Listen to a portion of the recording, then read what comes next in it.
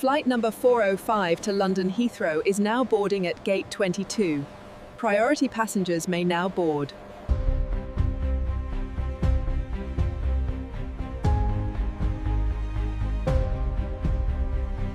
The sharp clang of a steel gate cut through the hum of the early morning terminal, echoing across the polished tiles. Tasha Monroe's black heels clicked against the floor, each step precise, purposeful, yet suddenly hesitant. She had flown in from a night of meetings in New York, only to be met with two uniformed officers blocking the path. Their radios crackled faintly, a background static that seemed louder than it should. "Excuse me, ma'am, can we see your ID?" one barked, eyes scanning her like she was a threat rather than a passenger. Tasha's fingers tightened around her designer briefcase. "I run a Fortune 500 company. I shouldn't feel like a criminal in my own country." "Is there a problem, officer?" she asked, voice calm but sharp, cutting through the murmurs of the growing crowd. The taller officer's lips curled into a dismissive smirk. "Just routine. Step aside, please." Whispers swirled around her, phones lifting like silent witnesses. Some glances were curious, some sympathetic, most uncomfortable. Tasha swallowed the fire rising in her chest. Then, without warning, the alarm blared. Screams echoed from the gate. Smoke, chaos, a potential disaster. Everyone froze. Tasha's pulse went from indignation to focus. Training, instinct, responsibility surged. She bent low, scanning the exits, issuing instructions, coordinating strangers as if she'd done this 100 times. And in the corner of her eye, the officer's smugness cracked into disbelief. They had stopped the wrong person. The terminal smelled faintly of coffee and exhaust, a mixture Tasha Monroe had learned to ignore on early flights. Her heels clicked over polished tiles, each step calculated to avoid catching on the seams between panels. She'd flown in from New York, worked through a client call on her phone, and now all she wanted was to reach her car and head to the office. Two officers stepped into her path, sudden and rigid, voices cutting through the murmurs of travelers. "Ma'am, can we see your ID?" the taller one said, tone tight, professional, or maybe performative. Tasha froze. Her briefcase rested against her hip, her badge of authority against a world that so often questioned it. "Is there a problem, officer?" she asked, voice calm, controlled, but carrying an edge sharp enough to slice tension in half. "This is standard procedure." "Step aside," he said. His colleague flicked a glance at her, one eyebrow raised, lips pressed tight. Around her, passengers began to murmur. A man with a carry-on wheeled past, white shirt pressed and hair neat, untouched. Tasha felt the sting of the unspoken. Suspicion doesn't always follow competence. "I've flown through hundreds of airports, responded to crises, managed corporate security protocols," she said evenly. "I assure you, I am not a threat." The taller officer smirked, a fraction too smug. "Procedures are procedures." Her hands tightened around her briefcase. Procedures or prejudice? She wondered. Around them, phones lifted quietly, capturing every clipped word, every microaggression. Then a piercing alarm shattered the morning calm. Smoke hissed from the gate nearest her, curls of gray spiraling upward. Screams erupted, urgent and raw, as travelers stumbled, eyes wide with panic. Instinct overtook frustration. Tasha bent low, scanning exits, barking instructions with crisp precision. "Move back. Clear the escalators. Stay calm, stay calm." Her voice carried authority that even the officers couldn't ignore. One officer tried to take charge. Another froze. Neither knew where to start. She didn't wait for permission. Passengers obeyed. Tasha guided a mother with a stroller, signaling a young man to help her.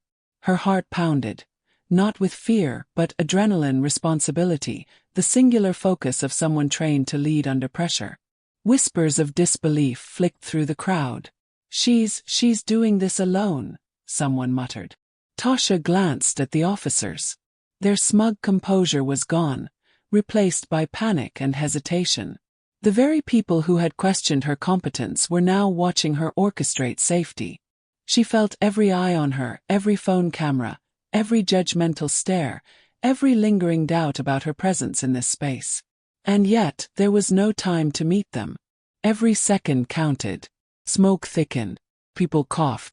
The fire alarm shrieked. Tasha adjusted a mask from her pocket, handed it to a panicked passenger, and counted heads as they moved toward emergency exits. For the first time that morning, she allowed herself a thought beyond immediate action. They stopped the wrong person. Her pulse surged as she led the last group toward safety. Behind her, chaos swirled.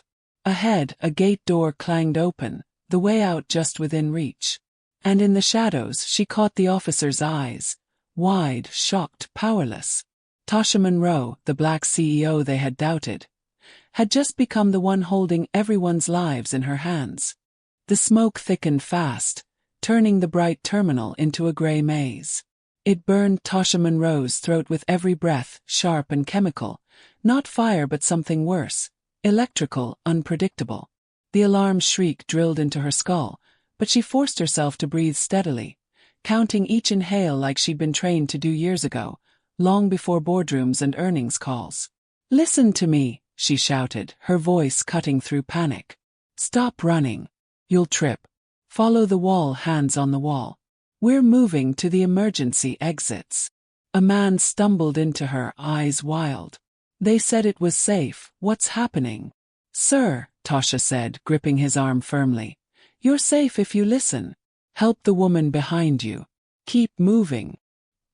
He nodded, fear giving way to purpose, and did exactly as she said. Behind her, one of the officers finally spoke, voice cracking. Everyone needs to stay calm." No one listened to him. They listened to her. Tasha spotted an elderly woman frozen near a shuttered coffee stand, clutching her purse like a lifeline. "Ma'am," Tasha said gently, crouching to eye level. "What's your name?" "Evelyn," the woman whispered. "Evelyn, I need you to take my hand. We're going to walk together, okay?" The woman nodded, trembling, and let herself be guided. Security guard rushed past, coughing. "The PA system's down. We can't control the crowd." "Then you use your voice," Tasha snapped. "Split the terminal. East side exits first. Wheelchairs and kids in front." The guard stared at her. "Who are you?" "Someone who knows crisis management," she said. "Go. Now." He hesitated only a second, then turned and began shouting instructions, copying her words almost verbatim. Phones were everywhere now, tiny red recording lights blinking through the smoke. Tasha felt their presence like pressure on her skin, but she refused to let it slow her down. This wasn't about image. This was about lives. A loud pop echoed near the gate. Someone screamed. "Down!" Tasha yelled. "Everyone down!" People dropped instinctively, covering their heads. A moment passed. No explosion, no fireball. Just sparks from a blown panel. "Okay," she said, steadying her voice.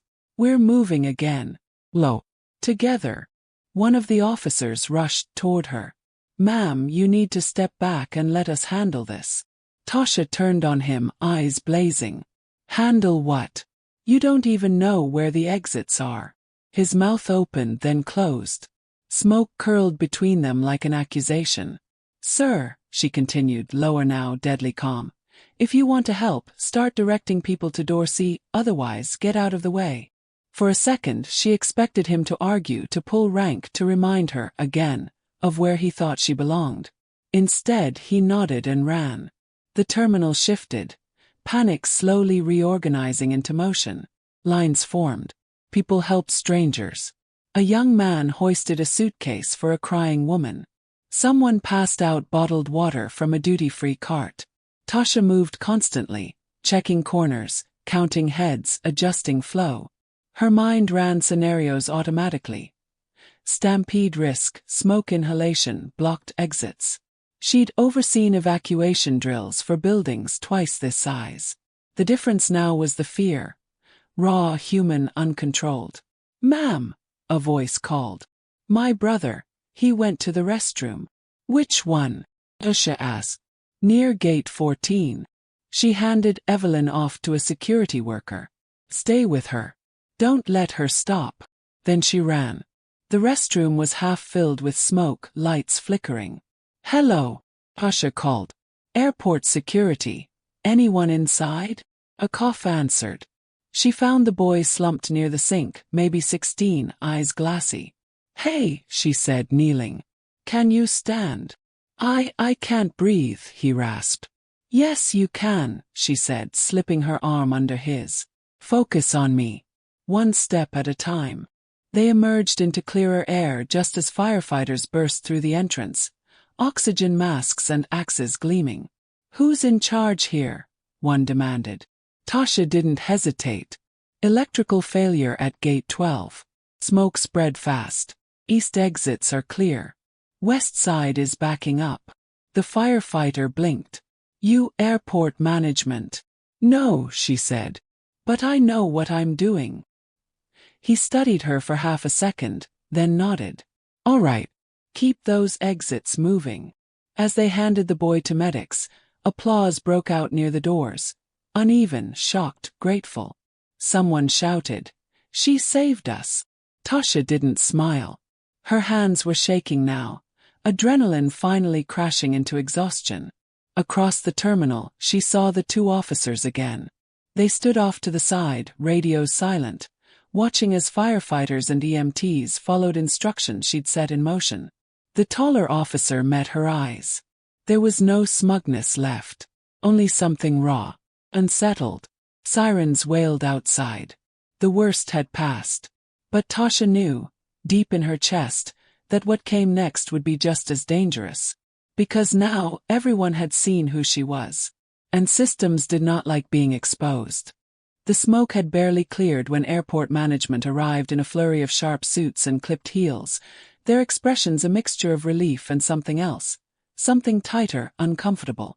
Tasha stood near the emergency exit, catching her breath, feeling the sweat clinging to her skin under her blazer. Around her, passengers murmured gratitude, some recording the scene still, others hugging children, leaning on friends. A man in a navy suit approached, badge clipped to his belt. "Ms. Monroe," he said, voice cautious. "I'm Richard Haynes, Director of Airport Operations." "Thank you." "Truly." Tasha gave him a measured nod. "Thank you, but you should check on the officers who blocked me from the start. They might need guidance on how to respond in emergencies." Haynes's eyes flicked to the two officers standing stiffly nearby. "Yes, well," he cleared his throat, shifting. You really took charge." "I did what had to be done," she said simply, brushing smoke from her sleeve. While waiting, watching, and questioning whether basic protocols applied to everyone equally, apparently. A murmur ran through the small crowd of management and staff. One of the officers, the taller one, stepped forward. "Ma'am, it wasn't we just." "Routine," Tasha said, cutting him off. Her eyes locked on his, cold and sharp. "Yes, routine. The kind that assumes competence is determined by skin color." The officer's jaw tightened. He glanced at his partner, as if searching for solidarity in panic, but found none. They were spectators now. Haynes shifted uncomfortably. "Perhaps we, should discuss the event internally, review procedures." "Yes," Tasha said.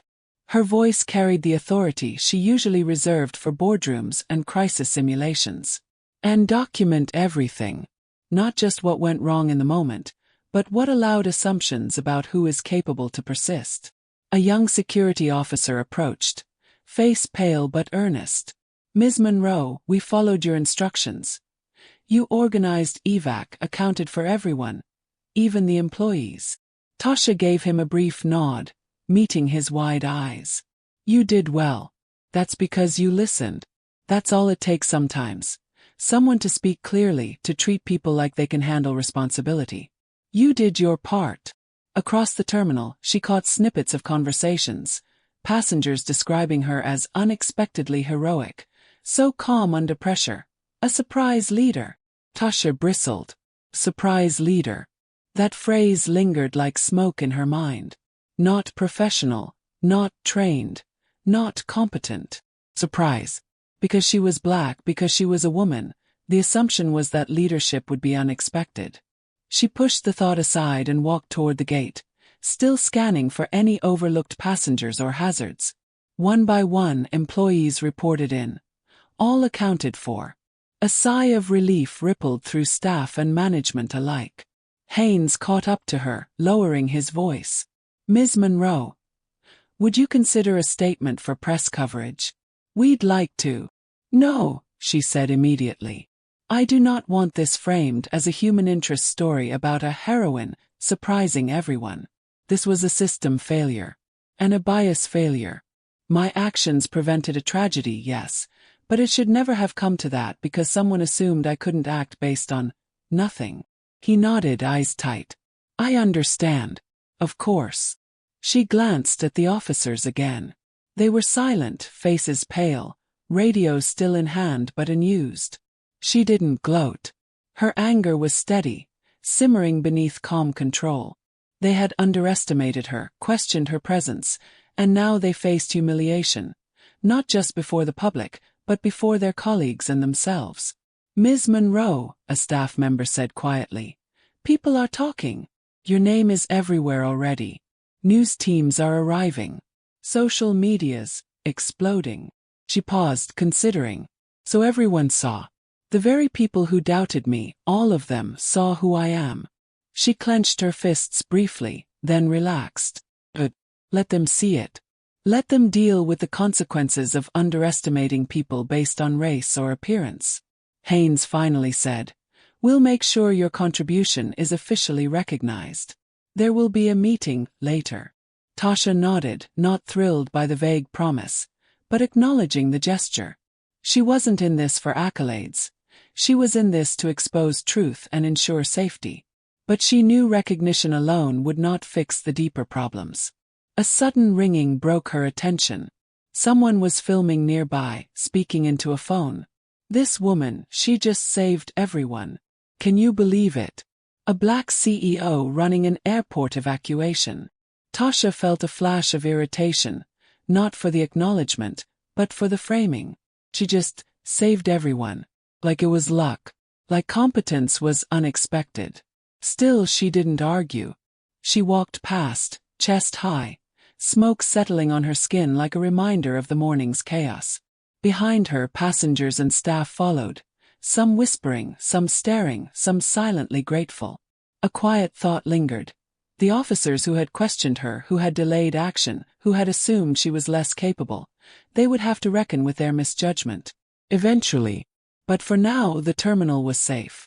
And Tasha Monroe, though exhausted, knew the work wasn't over. Not yet. Systems needed accountability. Bias needed exposure. And she, despite fatigue, would ensure it. Because saving lives wasn't enough. Not when injustice still thrived in the shadows. By mid-afternoon, the airport terminal had transformed into a media circus. Cameras flashed, microphones extended, and reporters jostled for the perfect shot. Tasha Monroe, still wearing her smoke-streaked blazer, stood near the arrivals hall, observing with measured composure. She had faced tough boardroom pressers before, but this was different. This was personal, public, and, she knew, the narrative could be twisted at any moment. A young reporter rushed forward, her mic nearly brushing Tasha's shoulder. Ms. Monroe, can you tell us how you managed to save so many lives? People are calling you a hero. Tasha's jaw tightened. I was doing what anyone responsible would do. My actions were the result of training, experience, and focus, not heroism or luck. The reporter's eyebrows rose. But, a lot of people didn't expect it, given that you're a black CEO. Tasha froze for a split second. Then her voice sharpened. That's exactly the kind of assumption that endangers lives. If you start judging competence based on race, gender, or appearance, you're already failing before the emergency begins. A murmur ran through the surrounding press corps. Cameras clicked rapidly. Someone whispered, "Wow, she's speaking truth." Another muttered, "Intense." "Ms. Monroe," another reporter interjected, holding up a smartphone. Did you feel nervous when officers initially stopped you? Yes, she said honestly. Nervous because I had to navigate not only a developing crisis but also the prejudices of those who were meant to protect everyone in the terminal. But nervousness didn't stop me from doing my job. Bias shouldn't either. Questions continued to come, some polite, some laced with doubt. Were you trained for this, or was it instinct? Both, Tasha replied, her tone firm. Training is about preparation. Instinct is about action when procedures fail. The point is, anyone could have been ready, if given the same respect and assumed competence. A camera crew whispered among themselves. One cameraman muttered, "We were expecting a feel-good piece, but she's uncompromising." And that was the problem. Her professionalism, her calm authority, her unflinching critique of bias, it made some uncomfortable. The narrative wasn't supposed to be about accountability or systemic failure. It was supposed to be, look at this surprising black woman who did something heroic. Tasha noticed it immediately. The language, the phrasing, the disbelief. Words like unexpected, surprising, and hero were sprinkled liberally, while mentions of training, protocol, and experience were buried, if acknowledged at all. A news producer approached, clipboard in hand. "Ms. Monroe, we'd love to do a feature story. Your story could inspire millions." Tasha raised an eyebrow. Inspire how? By showing that a black woman can occasionally perform like everyone else expects a man to. By packaging bias into a feel-good story. The producer hesitated. We can frame it to highlight your expertise." "Yes," she said slowly. "Highlight my expertise. Highlight the failure of those who doubted me. Highlight what could have gone wrong if someone had assumed I couldn't act. That is the story that matters." She turned to walk toward the exits, exhausted but still sharp. Phones followed. Reporters trailed. Staff watched her with awe, some quietly snapping pictures, others just whispering thanks. One airline employee approached, voice shaking. "Ms. Monroe, you saved our lives. Literally. You organized us when everyone else froze. Everyone is talking about you." Tasha gave a small nod, glancing at the two officers off to the side. They stood stiff, avoiding eye contact with staff and cameras alike. She didn't gloat. Theirs was a lesson in humility. Painful but necessary. Her phone buzzed with messages. Some were congratulations from colleagues. Others were warnings. Thinly veiled threats. Subtle reminders that not everyone would celebrate a black woman taking control, even in a life-or-death situation. She took a deep breath, ignoring the fire of anger rising in her chest. Let them be uncomfortable. Let them reckon with the truth. A camera followed her as she moved through the terminal. The operator whispered into his mic. "She looks different than we expected. Commanding, calm. Formidable." Yes, formidable. That word felt better than hero. It acknowledged skill without condescension, presence without surprise. By evening, the story had gone viral. Social media feeds were alive with admiration, disbelief, and commentary. Some praised her leadership, some downplayed it, and others, predictably, focused on her race, framing her competence as unusual. Tasha ignored the trolling for now. The work wasn't over. She had identified systemic failures, exposed bias in emergency response, and seen firsthand how easily institutions ignored or misjudged talent. She knew the next battle would be institutional. Corporate meetings, HR reviews, and accountability sessions awaited. But first, she allowed herself one small, private exhale, leaning against the cool glass of the terminal doors. Chaos had been survived. Now came the reckoning, and Tasha Monroe was ready for it. By the next morning, Tasha Monroe's phone was vibrating non-stop. Notifications from every social media platform pinged relentlessly. News outlets had splashed her story across feeds. Unexpected black hero saves airport staff. CEO steps up in chaos. Heroine or just lucky? The phrasing alone gnawed at her. Competence had been twisted into surprise, and the twist came with backlash. A text from a colleague blinked on her screen. Congrats, but be careful. Some people are not happy about all the attention. She swiped it away and scrolled. Some posts celebrated her leadership. Some subtly diminished it. She's impressive for a woman, one read. Another, glad she was there, though I hope she doesn't get ideas about leading the company. Thinly veiled threats laced the comments. Even in professional channels, microaggressions appeared. An email from a partner company read, "We're thrilled with your heroics, though perhaps next time a trained security professional would suffice." Tasha felt the pulse of anger rise, tightly coiling in her chest. She reread it twice. Subtle dismissal wrapped in politeness. At work, the office phones buzzed. A board member called, his tone oddly clipped. "Tasha, I saw the news. Incredible, truly. But let's ensure media attention doesn't overshadow the quarterly projections. We need focus." Focus. She was literally managing lives saved while the board worried about stock charts. Priorities, she thought bitterly. Her assistant knocked softly. "Ms. Monroe, there's a Twitter thread gaining traction. Some are questioning your credentials, saying you overstepped." Tasha pinched the bridge of her nose. "Overstepped?" she repeated under her breath.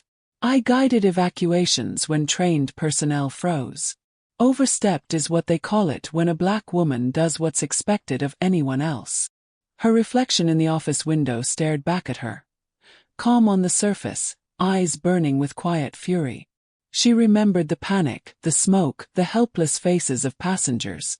That urgency contrasted starkly with this manufactured outrage. "Are you going to respond?" her assistant asked. Tasha shook her head. "Not yet. Let them show themselves. Let the world see the bias. The threats, the dismissals, the skepticism. Every misstep they make in framing me is proof of the system we're up against." By lunchtime, the backlash had escalated. DMs came through from anonymous accounts, some supportive, some menacing. One read, "Careful, Ms. Monroe. Don't make us regret noticing you today." Another, "Good job today, but don't let it go to your head. Some people know their place." Tasha's hand tightened around her coffee cup. She set it down carefully, not breaking composure. Know their place. Every microaggression and veiled threat was a reminder. Competence by itself didn't erase centuries of assumption, bias, and systemic prejudice. She sat in the quiet of her corner office, eyes scanning the chaos online. There were moments of warmth, videos of passengers praising her calm, staff interviews recognizing her presence, but they were drowned in the noise of commentary and misinterpretation. Her phone rang. It was her mother. "Tasha, darling, I saw the news. I'm proud. But people are talking online. Some are cruel." "I know," Tasha said softly, rubbing her temples. "It's the cost of being visible, Mom. They're afraid of what competence looks like in someone like me. That's the reality we live in." Her mother sighed. "Just don't let it shake you. You know your worth." "I won't," she said, but even she admitted to a flicker of doubt. How long before the weight of public expectation, judgment, and veiled hostility crushes even the strongest? Back at the office, a call came from the airport administration. "Ms. Monroe, we'd like to discuss a formal recognition ceremony," said the voice. "But some departments have expressed reservations about publicizing your role so prominently. Maybe a smaller acknowledgement." Tasha froze. "Smaller acknowledgement," she repeated, disbelief and anger flaring. "Let me be clear. I coordinated the evacuation, accounted for lives, and exposed systemic failures. There will be no smaller acknowledgement. There will be accountability. Full stop." Silence on the other end. Then finally a hesitant, "Of course. We understand." Her assistant peeked in. "Are you okay?" Tasha nodded slowly. "I am. This isn't about me. It's about systems, about showing what happens when bias meets crisis. I'll handle it." By evening, the social media storm was relentless. Her team compiled a report for her. Threads, articles, editorials, comments. Some were constructive, most weren't. Tasha read each one, cataloging bias, subtle racism, and societal disbelief. Every dismissive phrase, every unexpected comment became a case study, proof for the next step, systemic accountability. She leaned back, exhausted, letting the day's adrenaline fade into bone-deep fatigue. The media had seen her. The public had judged her. The officers who had doubted her, still silent, still exposed. Tasha knew the path ahead would be uphill. Threats would continue. Microaggressions would persist. But she also knew this. Survival alone was not enough. Recognition, accountability, and justice were necessary. And she would see it through. Because this wasn't about headlines. It was about reshaping systems, challenging assumptions, and proving that competence could not be measured by prejudice. And if that made some people uncomfortable, so be it. The next morning, Tasha Monroe walked into the airport with a renewed sense of purpose. The adrenaline from the evacuation had faded, replaced by a cold, burning determination. She wasn't here to be praised anymore. She was here to uncover the structural failures that had allowed incompetence and bias to jeopardize lives. Richard Haynes, the airport director, met her at the terminal entrance. His smile was tight, forced. "Ms. Monroe, we're still recovering from yesterday. I hope you're not." "I'm not here for compliments," she interrupted. "I'm here to review protocols, security logs, and officer conduct. I want every report, every body cam, and witness statements from staff on duty yesterday." Haynes's eyes flicked briefly to the two officers standing awkwardly nearby. "Well, that's quite a lot. It may take some time." "I don't have time," Tasha said evenly. "Every delay is another opportunity for bias and negligence to persist. I want it all today." Her tone left no room for negotiation. Reluctantly, Haynes led her to a small conference room where she spread out airport floor plans, evacuation maps, and officer assignments. "You'll notice," she said, pointing at the timeline, "officers failed to secure Gate 12 promptly, and their hesitation delayed evacuation. But more importantly, look at the pattern in communications. They assumed a black passenger could not take command, even as emergency protocols required immediate action." One officer shifted uncomfortably. "We followed protocol," he said. Tasha turned slowly, eyes sharp.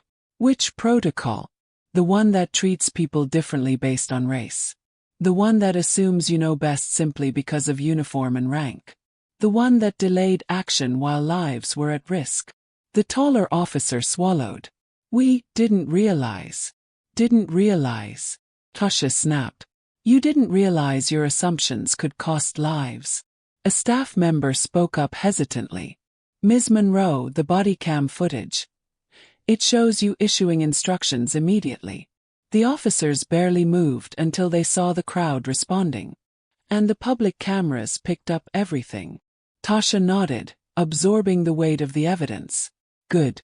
This documentation will be crucial. But we need more: witness statements, internal memos, training schedules. I want to know if this was negligence or systemic bias baked into policy." Haynes hesitated. "Some departments may be resistant. There's a culture. Well, resistance to external oversight." Tasha didn't flinch. "Culture is what allows incompetence to hide behind hierarchy. Resistance is what lets bias go unchecked. We will uncover it. Document everything. No one edits this without full transparency." She spent the next several hours interviewing staff, cross-checking notes, and reviewing CCTV footage. Every account corroborated her suspicion. Assumptions about race shaped response times. Officers hesitated to act decisively when the black passenger was in command.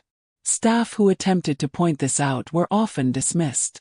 A junior officer admitted quietly, We didn't trust her instructions at first. We expected someone else to lead. I shouldn't have thought that way, but it's ingrained."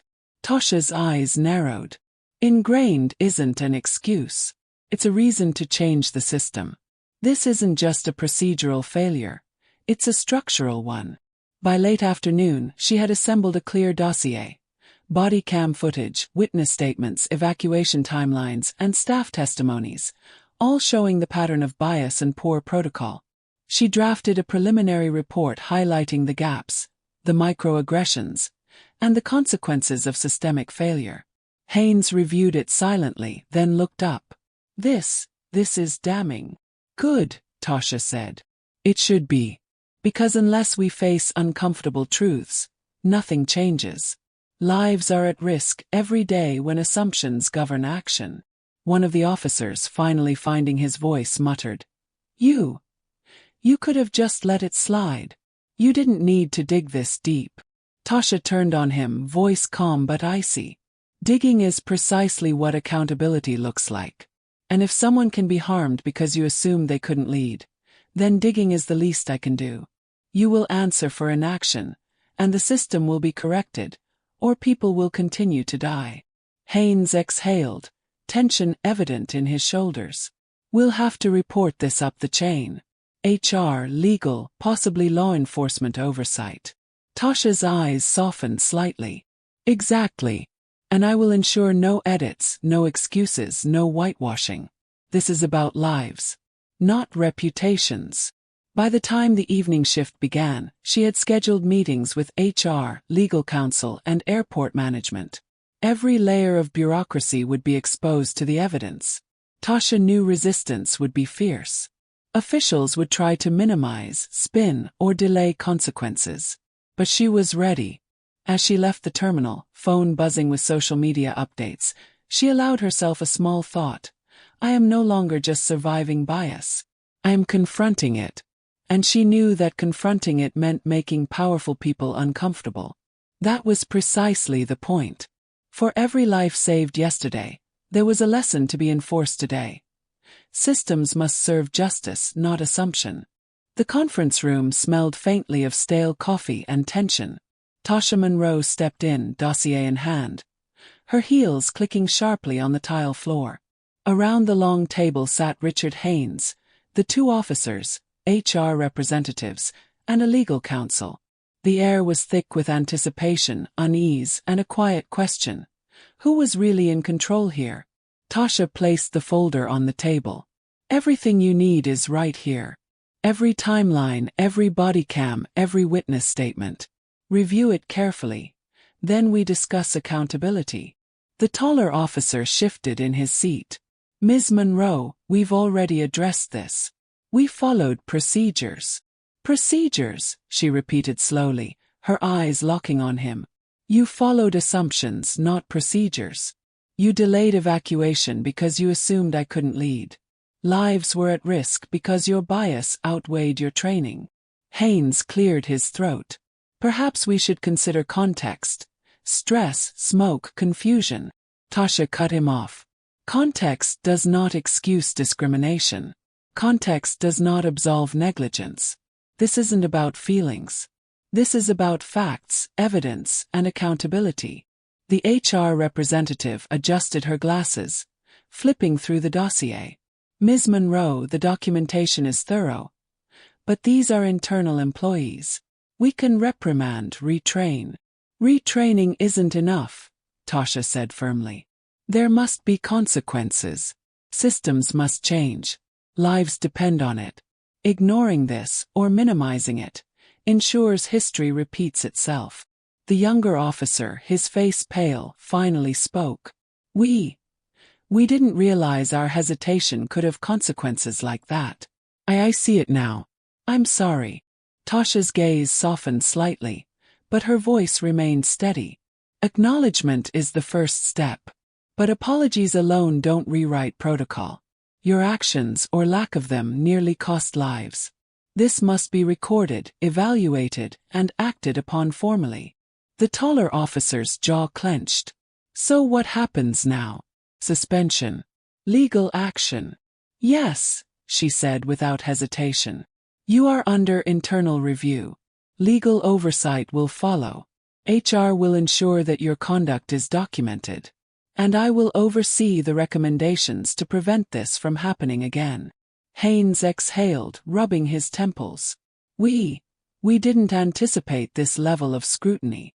That's the point, Tasha said.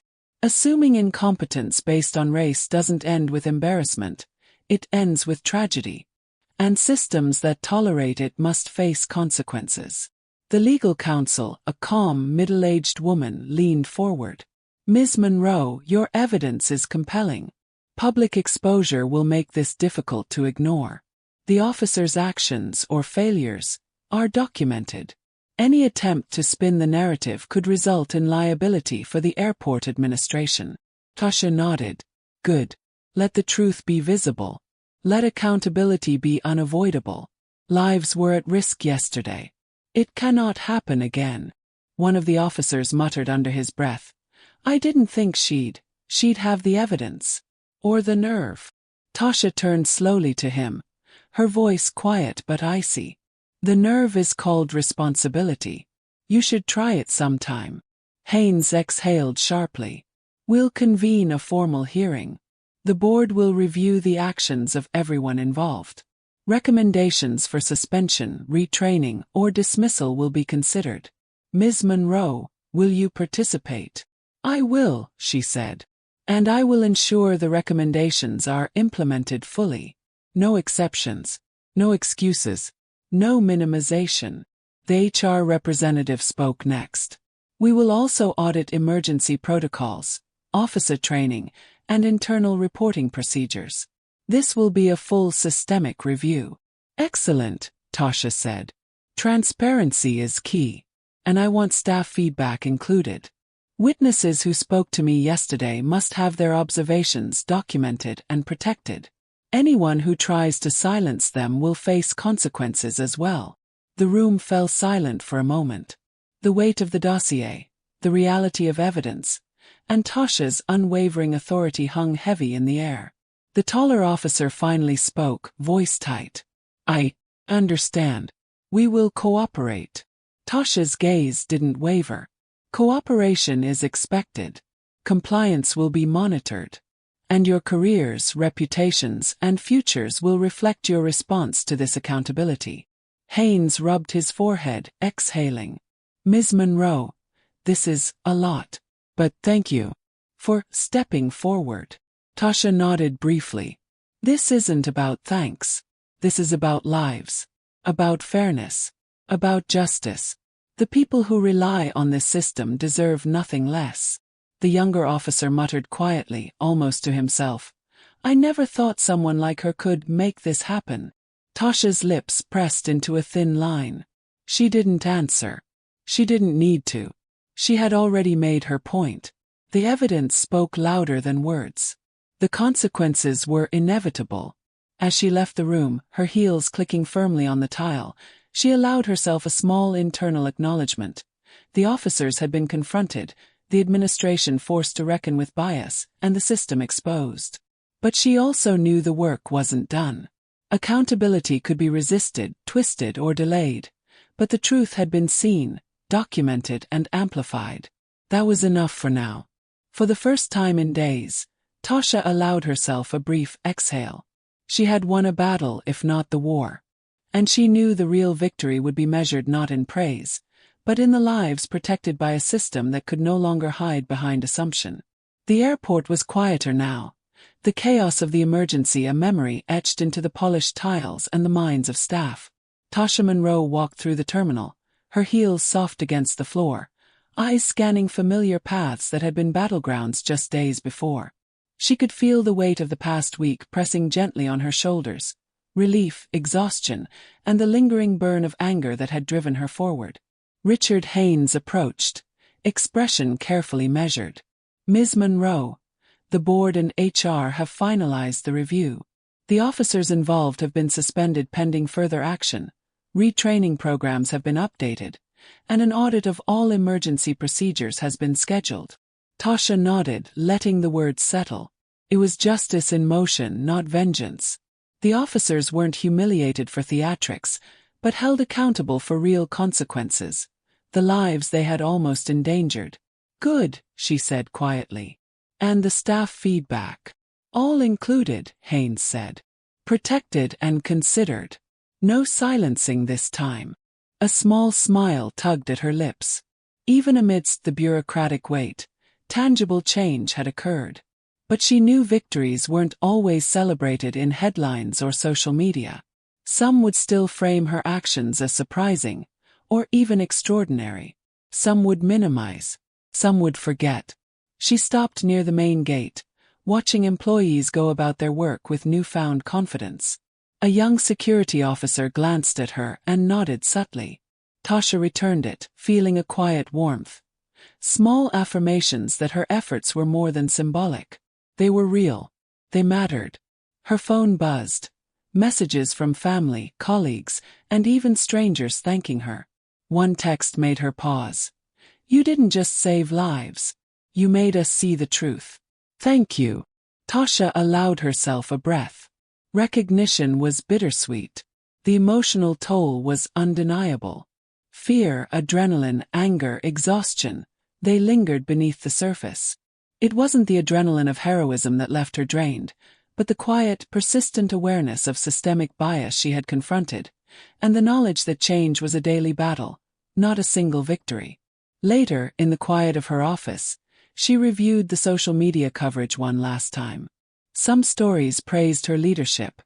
Some criticized it with veiled racial assumptions. Some threads were supportive, offering hope that the narrative could shift. Others were harsh reminders of prejudice and disbelief. She leaned back in her chair and exhaled. "It's never going to be simple." Her mother's voice rang in her memory. "Don't let it shake you. You know your worth." Tasha closed her eyes briefly, letting the words anchor her. Worth wasn't measured by recognition by social media, or by the comfort of others. It was measured by integrity, courage, and the lives she impacted. She thought of the officers suspended and facing scrutiny, and the airport staff, forever changed by her guidance. She thought of the media, the public, and the subtle ways society resisted acknowledging competence when it came in a black woman's form. And she thought of herself, standing firm, leading, confronting, and refusing to be minimized. Her reflection in the office window showed a woman who had been tested, publicly and privately, and had held her ground. Not without cost. Not without exhaustion or fear. But without compromise. A knock at her door interrupted her thoughts. One of the airport staff entered, holding a small envelope. "Ms. Monroe, this came for you. It's from employees. Thank you notes and some drawings from the children who were evacuated." She smiled, a genuine curve of lips that reached her eyes. The letters were heartfelt, simple, and honest. "You were brave. You helped us. We felt safe because of you. You are a leader." Tasha felt a lump in her throat. This was the reward, quiet but profound. Recognition in its purest form. Not spun for headlines, not filtered through bias, not questioned for competence, but gratitude, trust, and respect from those whose lives she had touched directly. She set the envelope on her desk, savoring the moment. Change had been made. Accountability had been enforced. Bias had been confronted. And yet, the fight for systemic justice continued, in every protocol, every procedure, every interaction yet to come. Later that evening, she walked alone through the empty terminal. The lights reflected off the polished tiles, the soft hum of maintenance crews, the distant echo of luggage wheels. She inhaled deeply. The air smelled faintly of coffee, of polished floors, and of possibilities. Tasha Monroe allowed herself one final reflection. Life was complicated, injustice persistent, and recognition often elusive. But integrity, courage, and resilience had tangible power. She had seen it, exercised it, and shaped the world, at least in this small, critical corner of it. And she would continue to shape it, in every terminal, every boardroom, every corridor where bias threatened to dictate outcomes. Because survival alone was not enough. Justice required action. Courage required confrontation. Leadership required persistence. And Tasha Monroe was ready. Weeks had passed since the airport evacuation, but the reverberations were far from over. Tasha Monroe walked through the terminal, now calm and orderly, but the echoes of chaos were still felt in every hallway. News crews had long since moved on, but the system she had exposed was just beginning to respond. A press conference had been scheduled that morning. Tasha stood behind the podium, poised, professional, and resolute. Behind her, a banner read, Airport Safety and Accountability Initiative. The board, HR, and several staff members were seated off to the side, their expressions a mixture of respect, apprehension, and lingering disbelief. Richard Haynes stepped forward first. Good morning. Today, we formally recognize Ms. Tasha Monroe for her decisive actions during the emergency at Gate 12. Her leadership prevented tragedy and highlighted critical improvements needed in our emergency protocols. Applause filled the room. Tasha kept her hands folded, expression calm. She had no desire for theatrical praise, only meaningful change. A reporter raised her hand. Ms. Monroe, some have said your actions were unexpected. What do you say to those critics? Tasha's eyes narrowed, and her voice rang out with authority. Let me be clear, there is nothing unexpected about competence.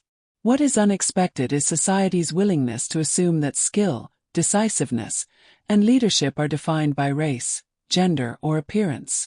My actions were the result of preparation, knowledge, and commitment, not surprise.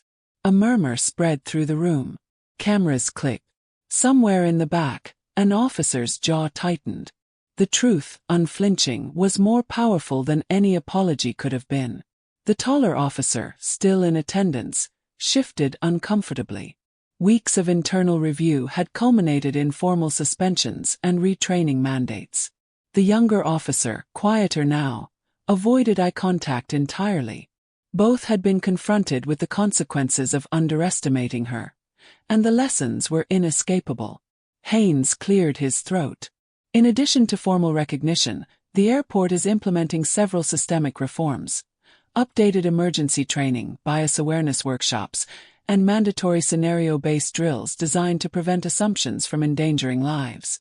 Ms. Monroe has been instrumental in advising these changes. Tasha inclined her head slightly, acknowledging the words. Change, she knew, was never instantaneous. But these steps were tangible, structural, and accountable, precisely what she had fought for. Another reporter pressed further. Do you feel vindicated, Ms. Monroe? She paused, choosing her words deliberately. Vindication is not the goal. Accountability, safety, and systemic fairness are. If people are uncomfortable acknowledging competence in someone like me, that discomfort is necessary. Forces reflection and change. True vindication is seeing lives protected in the future because systems have improved. A hand went up at the back. What about the officers? Will there be legal consequences? Yes, she said firmly. Internal reviews were thorough. Recommendations for suspension, retraining, and legal oversight have been implemented. Accountability is essential when assumptions compromise safety. No one is above it. Applause broke out again. This time Tasha allowed a brief, satisfied smile. Justice had been served, not in public shaming, but through transparency, corrective action, and systemic reform. Later, as the press dispersed, staff approached her one by one. Some hesitated almost shyly, then spoke quietly. Thank you for standing up. We feel safer now because of you. You made us believe in fairness again. Each statement, simple and sincere, carried more weight than any headline could. Tasha understood. She had not only saved lives but also restored trust in the people and systems around her. Back in her office, she reviewed the reform plan one last time before sending it to the board for approval. Every detail mattered, from evacuation procedures to officer training, to mechanisms that would prevent assumptions from influencing critical decisions. Her phone buzzed, a private message from a former airport employee. We were wrong to doubt you. Thank you for forcing the system to listen. Tasha smiled quietly.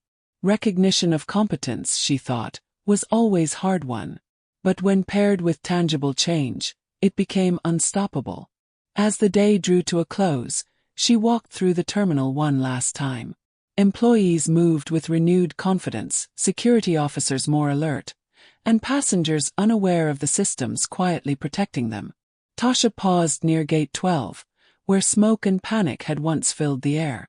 Now, sunlight streamed through the glass, reflecting off polished floors. She allowed herself a deep, steady breath. The past chaos remained a vivid memory, but now it carried lessons, consequences, and hope. She had confronted systemic bias, ensured accountability, and witnessed the first true steps toward lasting reform. For the first time since the incident, she allowed herself to feel the quiet power of triumph. It wasn't loud or celebrated. It was firm, earned, and enduring. And in that quiet, Tasha Monroe knew she had changed more than a terminal. She had changed a system.